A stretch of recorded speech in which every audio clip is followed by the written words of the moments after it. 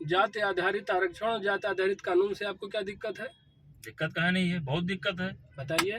जाति आधारित जो कानून बनाए जाते हैं उसमें विशेष दर्जा दिया जाता है कानून बना करके, और लोगों को परेशान किया जाता है। उदाहरण कोई हो बताइए। उदाहरण क्या, उत्तर प्रदेश के आप ललितपुर जिले में देख लीजिए, एक बिशुर तिवारी नाम का व्यक्ति है, 22 साल बाद छूट के आया है और बाद में बताया गया कि वो निर्दोष है। वो तिवारी है, पगड़ी जात का है, उसने जरूर शोषण किया होगा। तो शोषण कैसे किया? जब जांच चली, जांच में पाया गया कि निर्दोष है व्यक्ति, आखिर उस पर केवल आरोप लगाया गया था। आरोप लगाने से उसे अंदर कर दिया गया और जीवन की वो समय गुजार दिए गए जब वो आदमी कोई अपना मतलब गृहस्थी बनाता है। ऐसे तमाम सारे वो उदाहरण है और आप भी जानते हैं, लेकिन आप जो आरक्षण से क्या दिक्कत है आपको? आरक्षण से काहे नहीं दिक्कत होगी, इससे तुष्टीकरण की राजनीति जब होती है। जाति आधारित शोषण हुआ है लोगों का, तो जाति आधारित आरक्षण व्यवस्था क्यों न हो? शोषण कहाँ हुआ है, कैसा शोषण हुआ है? जाति आधारित राजनीति से, इससे जाति आधारित राजनीति बढ़ती है, राजनीति का तुष्टीकरण होता है, समाज में व्यवस्था फैलती है, आरक्षण से यही सब होता है।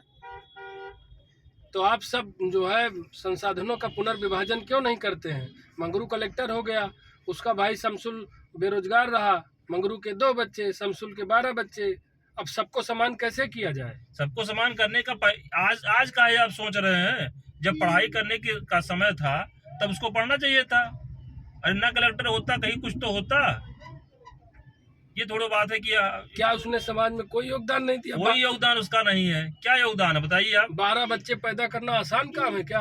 ये कोई तर्क नहीं है, बच्चे पैदा करना। अरे देश को चलाना आसान काम है, जिले को संभालना आसान काम है। लोकतंत्र में, डेमोक्रेसी में संख्या बल से चुनाव जीते जाते हैं। 12 वोट जहां पड़ेगा वो जीतेगा कि 2 वोट जहां पड़ेगा वो जीतेगा? बताइए। 12 वोट वाला जीतेगा। तो फिर हमें उसी हिसाब से आरक्षण मिलना चाहिए, क्योंकि हमारी संख्या ज्यादा है और हमारी योग्यता कम है। देखिए ऐसा है कि आप जिस तरीके जो सोच लेके पैदा हुए हैं और जो सोच लेके बच्चों को पैदा कर रहे हैं, वो आपका उद्देश्य बहुत बाद में पूरा होगा, जब आप नहीं रहेंगे तब। ज़्यादा संख्या है तो हमारे पक्ष में राजनीति होगी। आपको क्या मिलेगा उससे? आरक्षण व्यवस्था बहुत ही बेकार व्यवस्था है। प्रतिभा की व्यवस्था होनी चाहिए, मेरिट को माना जाना चाहिए। फिर आपको अल्पसंख्यक आयोग से भी दिक्कत होगी। बिल्कुल दिक्कत है। क्या दिक्कत है बताइए। दिक्कत यह है कि सबसे पहले तो संविधान में किसी भी अल्पसंख्यक आयोग का कोई परिभाषा नहीं बताई गई है, जो आपने आयोग बना दिया। अब जब परिभाषा नहीं है, बिना परिभाषा के आयोग कानून और व्यवस्थाएं सब बिल्कुल झूठी है। अब आप अगर आपको जानकारी तो बताइए, कहीं कुछ डिफाइन किया गया हो अल्पसंख्यक आयोग के लिए? पगड़ी जात वाले सामंती लोग केवल देश में दलितों को, शोषित वंचितों को, पिछड़ों को दबाना चाहते हैं। ऐसा कुछ नहीं है। हम ना दलित को दबाना चाहते हैं, ना शोषित वंचित को दबाना चाहते हैं, ना किसी भी जो आप कह रहे 500 साल मतलब शोषण किया गया, ऐसा भी कुछ है नहीं। तब भी लेबर कैटेगरी थी, आज भी लेबर कैटेगरी है। तब भी अपर कैटेगरी थी, आज भी अपर कैटेगरी है। आज क्या नहीं होता है शोषण? मनुस्मृति की व्यवस्था पर चलकर समाज का बहुत वर्गीकरण हुआ, विभाजन हुआ और निचले तबकों का शोषण हुआ है। ऐसा नहीं है। मनुस्मृति तब भी मानी जाती थी, आज भी मानी जाती है। आज भी न्याय व्यवस्था में पूरा मनुस्मृति ही माना जाता है और उसी से आप न्याय मांग करते हैं। उसी की न्याय मांग जो करते हैं आप, मनुस्मृति से ही मांग करते हैं। आप कोई विशेष हम बाबा साहब के बनाए संविधान को मानते हैं, मनुस्मृति को नहीं मानते हैं। हम उस आधार पर न्याय की मांग करते हैं। आपने तो बात छेड़ दिया, बाबा साहब अकेले संविधान बना लिए थे? संविधान बनाने बहुत लोग थे, और अगर देखा जाए उसके मूल में आप जाएंगे तो संविधान BN राव ने बनाया था, मसौदा BN राव ने तैयार किया था। ये सब आप लोगों का दुष्प्रचार है। बाबा साहब दलित समाज से आते थे, इसलिए आप लोग कहानी गढ़ करके ऐसा कुछ नहीं है, उनको महत्वहीन करने का प्रयास कर रहे हैं। लेकिन मनुवाद इसमें कभी कामयाब नहीं होगा। बाबा साहब अमर रहे। आप सामाजिक न्याय की बात करते हैं, बराबरी की बात करते हैं, ये तो करते हैं ना? हम करते हैं, इसीलिए तो कह रहे हैं कि शमसुल और मंगरू के बच्चों को बराबर कर दिया जाए। हो ही नहीं सकता है। जहाँ मेरिट की बात आएगी, जहाँ देश चलाने की बात आएगी, तहाँ बराबर नहीं किया सकता है। आप लोग इसमें पड़े हुए हैं कि हमको कुछ मिल जाए, अनुदान मिल जाए, उसमें हम जीवन काट लेंगे और सबसे खुश रहेंगे। अब जब हमारी योग्यता नहीं है, लेकिन योग्यता संख्या नहीं तो ज्यादा है, बढ़ाई तो जा सकती है। योग्यता नहीं बढ़ रही है तो हम क्या करें? आरक्षण नहीं मिलेगा। योग्यता आपको आगे आने के लिए सारी व्यवस्थाएं दी जा रही हैं। आपके पढ़ाई के लिए निःशुल्क शिक्षा की व्यवस्था है, खाने पीने की व्यवस्था है। अब आप इतना भी नहीं करेंगे कि बच्चों को समझा के पढ़ाई की तरफ लेके आवे। आप भी चाहेंगे कि आप भी बेरोजगार थे, अब वो भी 11 बच्चे बेरोजगार रहे, आने वाला समाज भी बेरोजगार रहे, और आप लोग खाली देश पर भार पैदा कर रहे हैं, भार, आर्थिक रूप से देश को पिछड़ा कर रहे हैं। आप पगड़ी जात के लोग भार नहीं, हम लोग भार हैं। नहीं, हम भार नहीं, हम देश को आगे चलाते हैं। हम चाहते हैं कि आप लोग भी हमारा सहयोग करें देश को आगे बढ़ाने में। बस यही सोच है, यही मनवादी सोच है जो दलित वंचित तबके को दबाने का काम कर रहा है। मैं ना मनुवाद की बात करता हूँ, ना अम्बेडकरवाद की बात करता हूँ, व्यवहारिक बात कर रहा हूँ। जो आजकल आज हो रहा है और जो आवश्यकता है देश को, उसकी बात मैं कर रहा हूँ। आपके पास मेरिट है, योग्यता है, हमारे पास संख्या बल है और बाबा साहब का दिया हुआ ऐसा नहीं है। मेरिट की बात अगर करेंगे तो सवर्ण में भी बहुत लोग अनमेरिट है, मेरिट उनकी अच्छी नहीं है, वो भी आपके साथ ही मिलेंगे, आपके बीच में मिल जाएंगे। आप अपनी मेरिट बढ़ाइए, आपको व्यवस्थाएं दी जा रही हैं, सुविधाएं दी जा रही हैं, काहे नहीं बढ़ा रहे हैं? आप आरक्षण की बात काहे कर रहे हैं? वो हमारे बस का नहीं है। जब हाँ, ये अभी आपने सही बात किया, बस का नहीं है।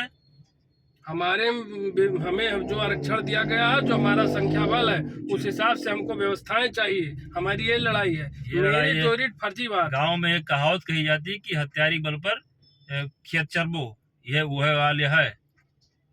ठीक है, कुछ भी कह लीजिए, हम इस सामंती व्यवस्था में आने वाले नहीं। तो हम या सरकार कितना भी प्रयास करेगी, आप बढ़ नहीं पाओगे। सबसे पहले तो आपका काम ये है कि आप अपने बिरादरी में, अपने लोगों में पहले समान होइए, अपने जो भी संपत्तियां हैं समान रूप से बांट के बराबर होइए। फिर आप मांगिए कि देश को बांट के हमें दिया जाए, देश के संसाधन हमें मुहैया कराए जाए। आप अपने में ही बराबर नहीं होकर कर पा रहे हैं, बराबरी का हिसाब जाति धर्म आधारित, मजहब आधारित, लिंग आधारित जो भी व्यवस्था कानून है, आप इसके खिलाफ हैं? आप एक चीज बताइए, मुझे एक शब्द बताइए। एक चीज आप बताइए पहले। कोई एक व्यक्ति ने चोरी किया अपर कैटेगरी की, लोअर कैटेगरी का कोई एक व्यक्ति चोरी किया, वही चोरी, तो उसको दंड एक ही तो मिलेगा, एक ही तरह का मिलेगा कि दो तरह मिलेगा? न्यायपालिका में भी तो आप लोग का वर्चस्व है। तो आपका वर्चस्व इसलिए नहीं है कि आप मेट में आना नहीं चाहते हो, आप दूसरे का किया हुआ खाना चाहते हो। मैं अपना प्रश्न फिर से रिपीट करूंगा। जाति धर्म पंथ संप्रदाय आधारित, लिंग आधारित जो भी कानून व्यवस्थाएं हैं, आप उसके खिलाफ हैं कि नहीं? एक शब्द में बताइए। हम उस सारी व्यवस्था अगर खिलाफ हैं तो उसके विकल्प में क्या चाहते हैं आप? विकल्प में क्या चाहना? मैं उसके सबके खिलाफ हूँ, उस मिनिस्ट्री के खिलाफ हूँ, और उस नियम के खिलाफ हूँ, और सारे आयोग के खिलाफ हूँ। एक देश एक विधान की बात करके ये मनुवादी लोग हम वंचितों का हक खाना चाहते हैं। अरे भैया, काहे आप वंचित काहे रहे हैं? हमारी योग्यता नहीं बढ़ रही तो हम क्या करें? आरक्षण तो है हमारे पास। आरक्षण थोड़े दिन के लिए दी गई थी, हमेशा लिए आरक्षण काम थोड़ा। हमारी संख्या ज्यादा है तो लोकतंत्र में हम अपने संख्या बल का उपयोग करके अपने हिसाब से व्यवस्था चलाएंगे। आपको बढ़ने के लिए आरक्षण को पूरा व्यवस्था दी गई है, आपको पढ़ने लिखने की व्यवस्था दी गई है, निःशुल्क शिक्षा दी जा रही है, काहे नहीं पढ़ पा रहे हो? कभी आपने प्रयास किया?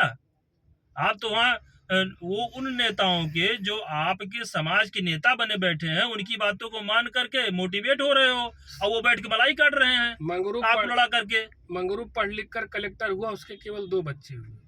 शमसुल नहीं पढ़ा लिखा, जब 12 बच्चे पालेगा तो पढ़ाई कब करेगा? 12 बच्चे पैदा करना आसान काम लग रहा है? गलती तो शमसुल की है, 12 बच्चे क्यों पैदा कर रहा है वो? अगर एक बच्चा पैदा किया होता तो उसे जरूरत क्या पड़ती? हो सकता है कि ऐसे ही जीवन कट जाता है आराम से। अब आप 11 बच्चे पैदा करके चारों मंगरू बराबर हो जाएंगे। अब आपको वंचितों के बच्चों पर भी लगाम लगानी है। आप मंगरू के बराबर हो जाओगे। बिल्कुल। हमें आप देखिए, कभी कलेक्ट्रेट गए हैं? कलेक्ट्रेट गए हैं तो वहाँ पे एक कलेक्टर होता है, बाकी कुछ कर्मचारी होते हैं, अर्दली भी होता है, तमाम सारे होते हैं। वो सब मांग करने लगे कि हमें कलेक्टर कुर्सी बैठाई जाए, तो क्या बैठाया जा सकता है उनको?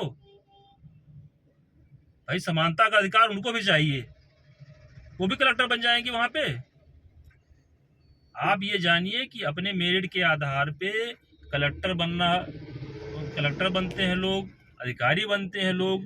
जब प्रतिभा नहीं होगी तो वो चाहे सवर्ण समाज के हों, चाहे दलित समाज के हों, और चाहे ओबीसी समाज, वो किसी भी समाज के हों, अगर प्रतिभा नहीं होगी तो वो नीचे ही रहेंगे, वो लेबर समाज में चले जाएंगे, लेबर कैटेगरी में होंगे। समझ रहे हैं? आपसे हम बहुत ज्यादा बात नहीं कर पाएंगे। हाँ, बात इसलिए नहीं कर पाओगी, आपके पास जवाब नहीं है, इसलिए बात नहीं कर पाओगे। जवाब है, योग्यता क्या? नहीं है, लेकिन आरक्षण और संख्या बल है हमारे साथ। आरक्षण की जो व्यवस्था बनाई गई योग्यता थी, भी बढ़ेगी धीरे धीरे। आप लोगों ने हमको इतना दमन किया है कि योग्यता तेल लेने चली गई। ऐसा कुछ नहीं है, ऐसा कुछ नहीं है, आप गलत कह रहे हैं। योग्यता बढ़ाएगी। आपको जब आरक्षण दिया गया था तब आप अपने पूर्वज से सवाल करिए कि हम क्यों नहीं बढ़ पाए। आपने कभी पूछा अपने बाबा दादा से? उनको गाली दिया आपने कि आरक्षण लेके बैठे रह गए, कुछ कर नहीं पाए, आज फिर हमको वही जहाँ से चले थे वहीं पे पहुंच गए हैं। हमें बिना योग्यता के उच्च पदों पर आसीन क्यों न किया जाए, हम ये चाहते हैं। हम कहते हैं कि आपको उच्च पद पे आसीन कर दिया जाए। टाटा बिरला का नाम सुने हैं? सुने हैं? आपको पूरी स्वतंत्रता है, आप टाटा बिरला के बराबर बन जाइए। कोई रोक रहा है आपको? बताइए, कोई रोक रहा है? रोक नहीं रहा है, लेकिन सब संसाधनों पर आप ही लोगों तक का तो कब्जा है। तो टाटा बिरला को सबको दिया गया था कि सबको आपको लीजिए, उसका नाम कमाइए अपना। ये सब बकवास है। संसाधनों का पुनर्विभाजन हो, हमको संपत्ति में बराबर का हक मिले।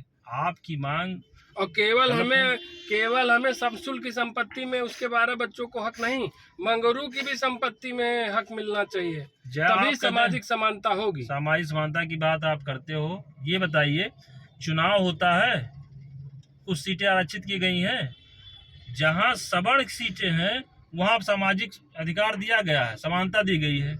आप वहां भी चुनाव लड़ सकते हैं, हम भी लड़ सकते हैं, आप भी लड़ सकते हैं। लेकिन जहां आरक्षित सीटें हैं वहां पे हमको भी सामाजिक समानता मिली है।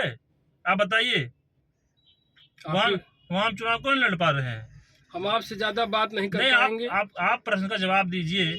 हमने आपको सामाजिक समानता चुनाव में दे दिया, आपने हमको क्या दिया? कुछ दिया? आप लोगों ने जो हमारा शोषण किया है उसी के खिलाफ व्यवस्थाएं हैं। शोषण नहीं किया गया है, आपको पता है परिस्थितियां जैसी थी, जो व्यक्ति जैसे था वैसे था उस समय भी, वैसे आज भी है, आज भी शोषण होता है। आप ये कहना चाहते हैं कि योग्यता से ही आगे व्यक्ति बढ़ेगा, नहीं बढ़ेगा? बिल्कुल, योग्यता से ही आगे आदमी बढ़ता है, मेरिट से ही बढ़ता है। चाहे पूर्व में चले जाइए, आप जिस इतिहास में किसी को पढ़ेंगे तो उसमें योग्यता रही होगी। अगर कोई राजा है तो राजा बनने लायक था तब वो राजा था, ऐसा नहीं है कि किसी को भी उठा के राजा बना दिया गया। बताइए एक भी उदाहरण इस तरह हो, और अगर ऐसे राजा बनाया गया है तो क्या उसने कोई राज अपना चला पाया है? बताइए। तो ये थी एक छोटी सी वार्ता जिसके माध्यम से हम लोगों ने दिखाने का प्रयास किया कि कैसे जाति धर्म पंथ मजहब आधारित कानून व्यवस्थाएं बनी हमारे देश में और कैसे उनका दुरुपयोग हो रहा है। इस मुद्दे को लेकर के हम लोगों ने माननीय प्रधानमंत्री जी को ज्ञापन भी सौंपा है। और इस वार्ता को सुन करके आप समीक्षा कीजिए, बताइए क्या सही क्या गलत है, और कमेंट के माध्यम से अपने विचारों को प्रेषित कीजिए। धन्यवाद। इस संवाद का केवल एक ही उद्देश्य था कि आप सही गलत को समझें, अनावश्यक नेताओं या किसी वर्ग विशेष के नेताओं के षड्यंत्र में आकर के देश को नुकसान न पहुंचाएं, अपने समाज को नुकसान न पहुंचाएं, और सारी चीज़ समझ करके आप कमेंट कर सकते हैं। धन्यवाद।